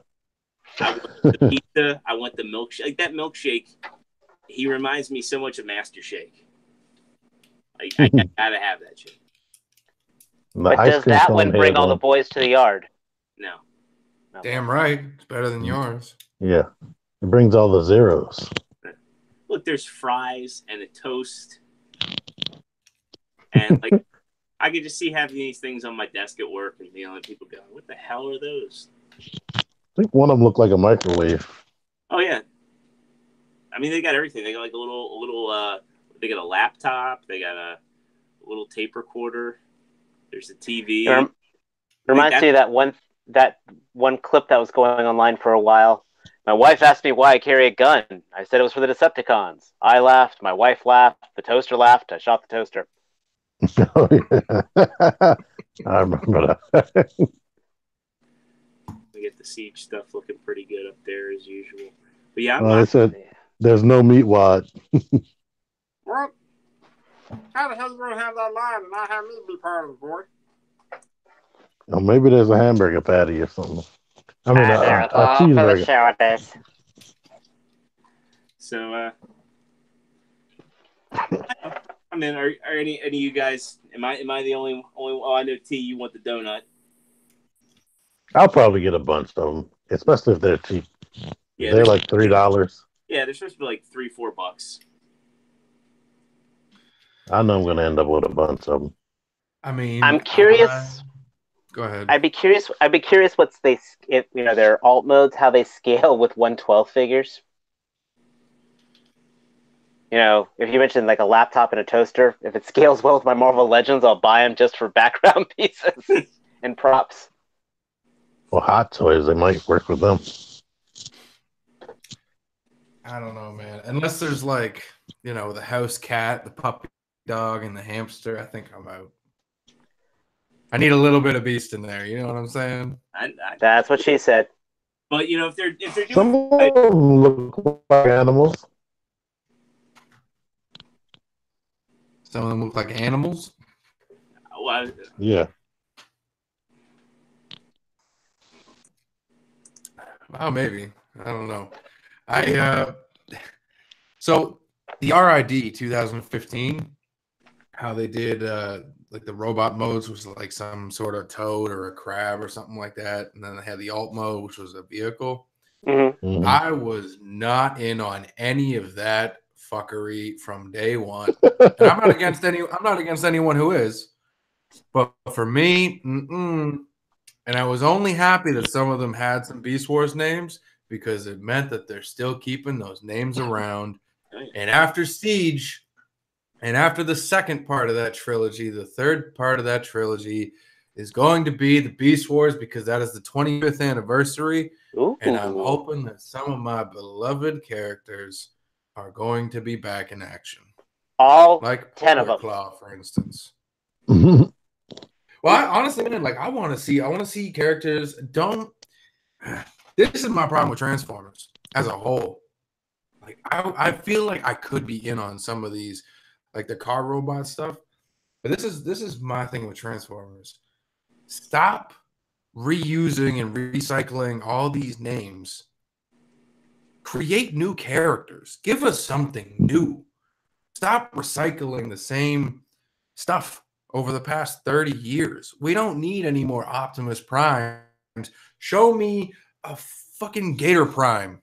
I don't mean alligator, but like show me a swamp truck from the bayou with the push bar and the tow motor and all that. Show me Gator Prime. Show me I don't know, give me a female Prime that's not Windblade, but someone else. Give me something new, because right now I'm just chewing the sinew from the steak of 20 years ago. Yeah. Yeah, I'd like to see something like that really pushes the fiction forward. And Prime was kind of the closest we got. It was a familiar but different take on the characters. Right. Just something that makes me care about the characters regardless of who they are. Regardless of whether he's supposed to be Optimus Prime or. Oh, go ahead, T. The last new thing we got was Victorion. Victorion was a relatively new character. Yeah, no, Victorion was all new. Yeah, that's actually a solid concept. Yeah, it was a repurposed Defensor, unfortunately. Well, not only that, but it was still the Optimus versus Megatron stuff, right? Like what I'm talking, like give me new characters. Yeah. But, like the reason I feel like Beast Wars stands alone from everything else in Transformers, and I don't know, I'm not going to get into that, but the reason I feel like Beast Wars stands alone so well from Transformers because it tied into G1, your Optimus, your Megatron, but it wasn't focused around them. Right? Like there was Optimus Primal and Megatron, but they were two totally different characters. They weren't Optimus Prime and Megatron. And they had their flaws and they had their insecurities, right? And that's what I feel like this franchise has been lacking now. Well, that's what I liked about Animated. Like in Animated, Prime wasn't the highest rank. It was Magnus. Right. So Optimus Prime was one of many Primes. It was kind of like a military rank system. And he was young. He was inexperienced. And they weren't even warriors. They were just an expedition team that was kind of forced to fight. When they get to Earth, they're kind of like Superman in the sense that they're an alien life force that's stronger than everything else. And before the Decepticons, reveal themselves to be a threat, they're fighting like everyday criminals.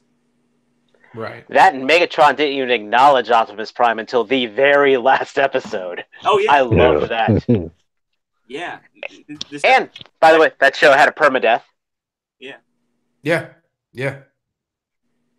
Actually, one of the reasons why I liked Animated is it takes those names, but, I mean, you saw a version of Prowl that was totally not Prowl. It's arguably more Drift now. Yeah. Mm-hmm. Well, you had that, but then you also had, I mean, I love that Bumblebee. And the one character which I'm surprised hasn't been completely embraced, which is Bulkhead. I love me some Bulkhead. Yeah, Bulkhead. Any version, either version of him. I can't say any, either version. I loved them both. Right. Long on Prime. Yeah, I was going to say Bulkhead and Lockdown was embraced. I Oh, love yeah. Lockdown. Yeah. Like, And I'm a lot still of people irritated. hate Go ahead. I was gonna say I'm irritated. Barricade hasn't been pulled into the mainstream continuity. Not yet. The same reason Lockdown was. Yeah. He's going to be in Siege, right? Well, I think Lockdown started off in animated and then branched into the movies. Yeah. Mhm. I Yeah. can't say for Barricade. I don't know, but did Barricade start in the movies? I think He so. was an old character. The name was old. But I don't think there was ever an animated version of him. I think it I was just think it was a master. yeah. Okay. Well, if that's the case, then I think because Barricade, like his first appearance in animation or any screen format was the movies, I think that's why they're so reluctant to put him into the fiction now. Because Lockdown started fiction, right? And then they put him into the movies. Yeah. I've seen like a Cyberverse type design for why am I forgetting his Barricade? name? Barricade. Yeah. I just think it'd be. I think it'd be fun to have Barricade as an active Decepticon as a true foil to Bumblebee. Yeah. To have him like the Megatron scout, like where he's Exactly. but he just can never get ahead of Bumblebee. You know what I'd like to see more of? Transformers Prime Knockout. Yeah. Where's he been? Yeah. Mm. You know? Yes. Where's Slipstream? Yeah. She's back in Cyberverse. Magnus, she was a really cool concept too. Mm-hmm. Yeah, shame she never got a good toy. I love that Slipstream design from the old War for Cybertron game. I would have killed for a toy for that. Man, I paid for that DLC and I was happy. I loved that design. Yo, may that game rest in peace. Okay, let's just have a moment of silence. Fuck, those games were so good. I got Prime Directive on both of those games. I guess that was their version of Prestige. That's actually what got me back into collecting. Hey, I think this. Oh, I have that. Yeah. I have that, and I have. Wait for it. Hold on. He's gonna get this. I already know. Is he wearing pants? I hope so. He just stood up, and I wasn't sure. I got this girl. Okay. All right. Oh, nice. That's the first edition Starscream repaint, right? Yep. But I got I want to say yes because it's got the 3 cluster missiles. Right. Okay. Yeah. That's a really good mold. I have, so I can officially, so I got to pick up the Cybertron one, but then I'll have every version of Slipstream because that was the original nickname of my daughter. Really? Mm-hmm. Well, I'm true Starscreamer, and she's my female clone. Ooh, true enough. Look at you adding layers to this shit. That's cool, man. That's really cool. I all my nerd plans got foiled for her name. The first name concept was going to be Rachel Chase, so I could call her RC. So did the wife spoil that one?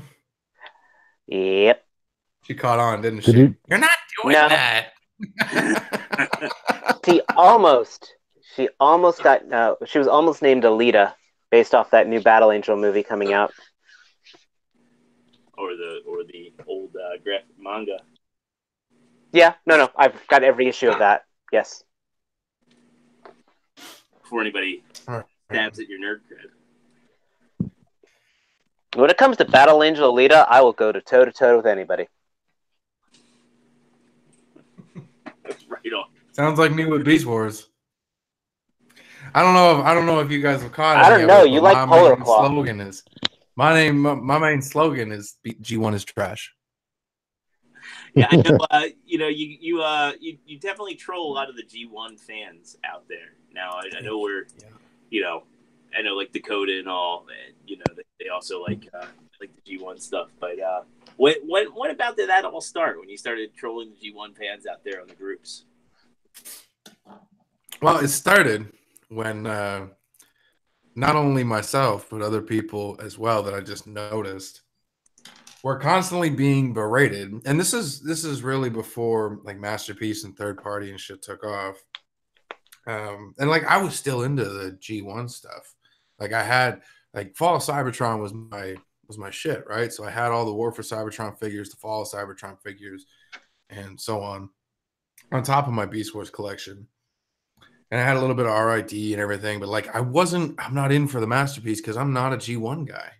You know, I didn't grow up with it. The cartoon was dated at best when I watched it, and I wasn't really a fan. But everyone put it on this pedestal. So I noticed it was abundantly clear that G1 were the cool kids in town. And the cool kids were always shitting on everyone else who just enjoyed collecting everything or a little bit of everything. Like Transformers Prime or Beast Wars or even Armada, Energon, so on and so forth, right? Like fans of Transformers in itself. They were getting shit on by these G1 elitists. So it was my idea to conjure this character that garnered me so many death threats in my heyday. I had a lot of really creative ones. I still get a couple every now and again from like old posts. But it really just started from me not only sticking up for myself, but sticking up for other people, and then getting one step ahead of the competition. So I would make the obvious post. G1 is absolute garbage. It's dated animation. The stories were shit. It had racist fucking tones in it with like, such as Carbomia. Right? And like it was just overall a bad cartoon, objectively speaking. And man, did the late 30s, early 40s salty tears come rolling into my inbox. And I loved it. And I loved it. The attention was there, and I ran with it. So that's just been my thing. Now it's turned more into like my gimmick now. I'm the G1 hating Beast Wars loving guy, but like no, it initially started with me sticking up for people and myself to these G1 elite crowds and just shitting on them for liking this god awful cartoon. Yeah. I feel the same way when people just try to do that and just shit over Hasbro. I mean, Third Party is awesome and all, but still, if somebody likes a Hasbro figure, let them like it. Yeah, sure, man. Like you're entitled to your own opinion, and like the best thing about the internet is it gives everyone a soapbox. Yeah. So if that's your opinion, I'm not sure I'd say that's the best thing. No, absolutely. I agree with you 100%. Absolutely not. It's a good thing, and it's bad. It's a blessing and a curse. Everyone gets a soapbox when they sign up to the internet. How you use it is, that's how your character is going to be perceived, and character is everything in this fucking world. Yeah.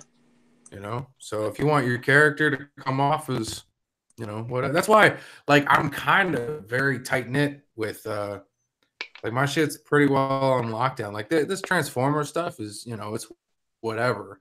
And, like, I'll show my face every now and again.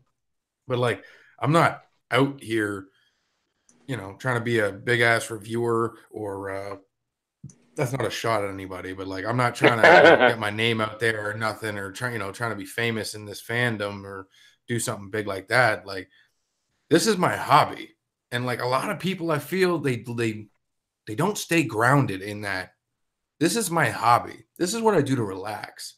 I don't come into this to feel stress, to feel like I'm not adding up to something. Like, this is my escape from that, from the real world. And when you add that certain level of seriousness to a fucking hobby surrounded around fucking toys, it's just ludicrous. It's ridiculous. Who the fuck thought I'm going to wake up today, I'm going to be super serious about this hobby, about plastic toys from however many years ago, and I'm going to make sure everybody else feels it. You know what I mean? Who came up with that? But you're killing my childhood. Yeah, I want to meet I agree 100%. I mean, you know, it's that's why we do this show. It's to get, you know, us to come together as a group of friends and talk about stuff we enjoy and share it. Be, you know, cool. If it's ever, you know, when we first started doing it, I said, you know, if it's ever a chore, what's the point? Exactly. You know? I agree. We are grown men who like to play with toys. We have no place to judge anybody else for what they want to play with as long as they're over the age of 18. Yeah. No, I agree. To each their own, right? And lately I've been getting a little carried away with the whole G1 is trash thing. Because, like, you know, I play it up for stasis lock. I play it up on the board sometimes just to get a rise out of people. I play it up for the death threats because, you know, some of them are pretty fucking creative. But I've been getting pretty carried away with it. And it's like, I have to, now that I've been in this, you know, character mode for so long, I have to step back and remind myself, like, this is just a character. This is the part of the hobby to wind people up and watch them go, right? Like, now I'm getting invested in this shit. And it's not becoming fun for me anymore, right? Yeah, so. I can certainly, you know, say I know what it's like to be there where it stops being fun. Mm-hmm. Yeah, right. So, I've stepped away from message boards back in the day. And it's just like, yeah, I shouldn't have to psych myself up to talk about things that I like. Now, I've left I've left message boards before. Like, you know, there was back when you know, Beast Wars and Beast Machines was out. Back to when Beast Machines was coming out, that's when the AllSpark formed. Right. And that's when I got on there. And then, you know, there's a time when all that stopped being fun and people were serious about it. And I said, okay, well, I'm going to step away from talking about this with people and I'm just going to go enjoy it for myself. You know? And honestly, that is what it's all about. Because you're not in this for anybody else. You're in this for you. And if you're not enjoying what you're doing, you got to reassess what you're doing. So for those of you watching and those of you listening at home, whether you're surrounded by pops, robots, ponies, or whatever, you have fun there. Well, hey, let's not encourage pops. Come on now. No, I'm kidding. I got a few of them myself, actually. I was gonna say you're hard pressed to find somebody that doesn't have at least a couple of them these days. Yeah. I've got a few of them. I am a pop-free zone right now. I know what I'm getting you for Christmas. I have 3 of them, and I only bought one of those. I had 3, and I'm down to 1 now because I gave 1 away as a birthday gift. Because I got the Titanfall one, and then the 3 more came out, but they were like $50 each, and I said, nope, not spending that much on something. I'm, you know, the no display. Retail? That's the retail price? Yeah. Oh, wait, you're in Canada. Yeah. No. And Elsa, because they're the big one. Oh, they got me on Elsa, Resident Evil. and Elsa Pop almost made it into my house, but then my daughter looked at it and said, I can't do anything with it.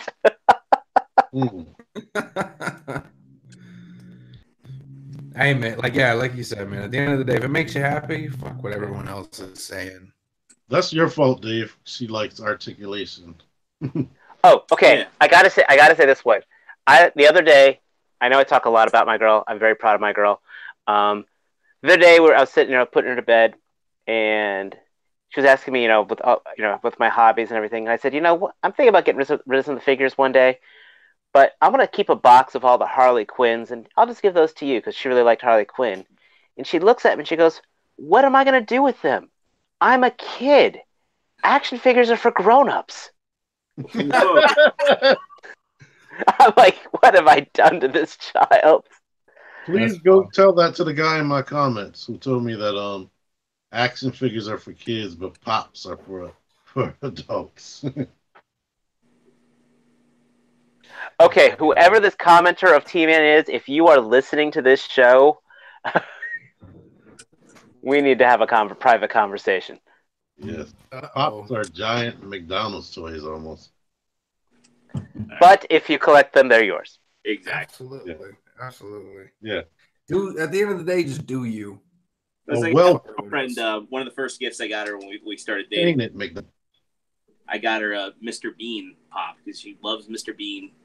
And I mean, where the fuck else are you going to find any Mr. Bean merchandise?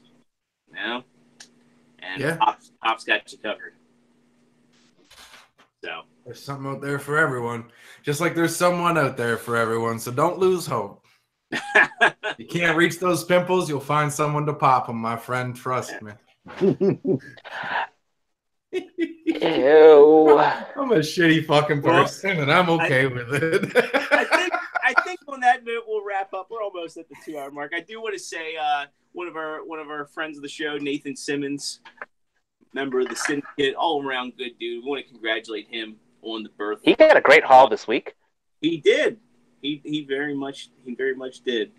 Let me see if I can. He's normally on every episode that we do, but with the new baby, he couldn't be here. Yeah. So yeah. Here's his daughter. Share her out there. Her first foray on a podcast. Yes. So Nathan, congratulations, man. Hope everything's great. Glad to see she was born healthy. So we look forward to having you back in our chat soon. And just a huge congratulations to your family. We'll go through some where you at. True Star Screamer, where can people find you at? You'll be finding me in about 20 minutes on the PlayStation Network at True Star Screamer playing Soul Calibur 6 with my awesome created characters. You can find me here every Friday night at 9 o'clock Eastern Time on Instagram at True Star Screamer, which I plan on putting this lovely configuration I just put together during the show of Deadpool with Archangel Wings on there. And, of course, on the Facebooks at David Lutwack, because that's my boring real name. Mr. Tman 978, where can people find you at? Well, in 20 minutes, you can find me sleep. but YouTube, Instagram, Facebook. I'm going to start uploading videos on Facebook now if you want to see that. I've been posting all types of comments. That's a smart move. Anyway. That's a smart move. But just everywhere. Look up my name, Tman978, and you'll find me. And ladies, he's single. Private information. Yeah. Don't tell him that. I already have dudes already hounding me in my inbox. Hounding you in the inbox? I love them. There ain't nothing but a hound, no. Very cool. I look forward to seeing that Recgar review. So I get excited about mine.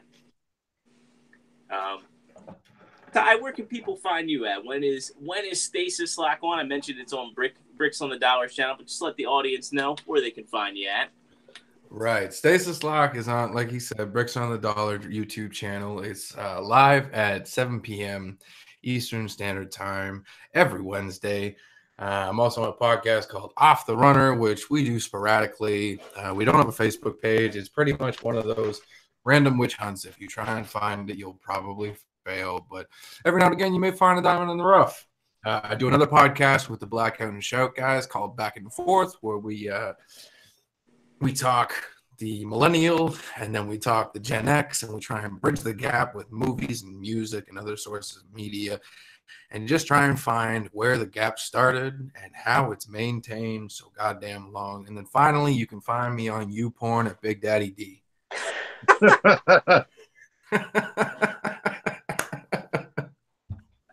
Somebody's gonna look that up, I bet you. Friday night. You fucking liar. This shit's so fucking weak. It's a video of a dude jerking it. Not bad. I'm working on it, okay? I was at least expecting someone to see. I was at least expecting to see somebody jerking it next to Beast Wars Cheetor, but come on. Or at least a Black Arachnia. Yeah, shout out to Big Tits Arachnia. Oh, it's the Fox Kids repeat. I can't get off to this. Black, oh my god. That's rotten. On that note, as for me, you can find me here every Friday night with the rest of the crew, unless I'm on call. And then God help us all. You can find me on the PlayStation Network as Extra. 0, all one word. You'll be able to find me in the next 10 minutes as Extra Space Zero, playing some Red Dead Redemption 2. You can find me on Twitter at The Original Zero, where I post a lot of my photography. Still working on at one of these days. I'll get my Instagram up to snuff. And of course, you can find me on the Facebook groups as James Jordan. As always, anybody out there listening, you can catch our old episodes here on YouTube.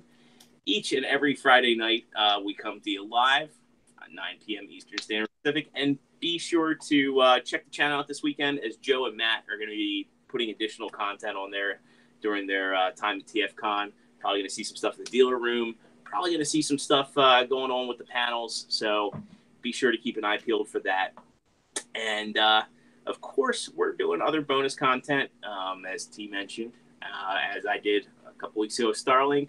And I'll probably have some stuff coming up soon. I'll probably have an unboxing for everybody tomorrow morning of a highly anticipated Fans Toys figure.